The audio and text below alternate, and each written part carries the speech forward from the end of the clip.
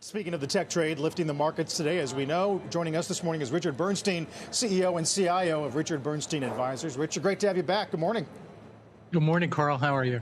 I'm good. What sounds like you are not all that sure we get back to target this year on inflation, and maybe the market's right and a more modest outlook for rate cuts? Well, I think let's go back to what Sarah was talking about a few minutes ago about how strong the economy is. I'll go one step further and I'll say that the economy is actually booming, right? I mean, we can talk all you want about the K-shaped economy. That's really not my day job and everything else. Very important political issue, but not really for what I do for a living. But the nominal GDP is over 8% right now, right? And that is booming. In fact, you will find almost only a handful of times that the Fed has cut rates when nominal GDP was over 8%. And that was mostly, not all, but mostly during the 1970s. So, you know, and we've never had a situation where nominal GDP is over 8% and the dollar's down more than 10% where the Fed's been cutting. That's, by our reckoning, that's never happened before. So this notion that the Fed is going to be able to cut or even should be able to cut, I think is kind of imprudent. Right. Great piece in the Journal today. Greg Gipp calling this an unprecedented effort to run the economy hot through fiscal measures, monetary policy, through credit. And his argument is, Richard, that it's probably likely to succeed. It's the longer term consequences that we might worry about later. Yeah, exactly. I think, Carl, you know, the idea that we can run nominal GDP hotter than it already is, and the 10-year will say around 415, 420, 425.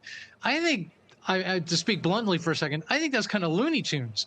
The 10-year tends to follow nominal GDP. So I'm not saying we should have an 8% 10-year. That's silly. But should we have 4.25? It probably should be higher than that if we're going to run a very hot economy. U.S. economy is not productive enough to offset, you know, 8+% nominal GDP without some inflation. So it sounds like your investment choices are going to lead you to areas, as you say, that are kind of boring, less dependent on liquidity?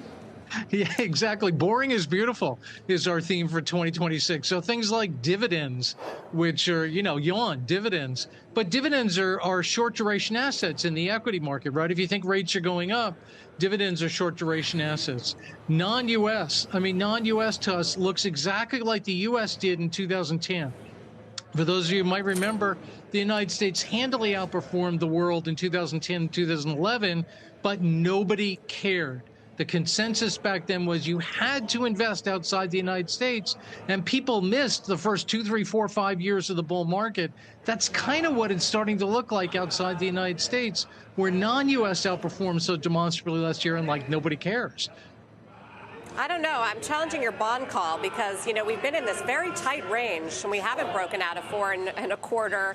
And there have been a lot of tests where we could have done that, whether it's good data, whether it's GDP continuing to be revised higher, geopolitical risk, concerns about Fed credibility. I mean, the range has survived all of those things.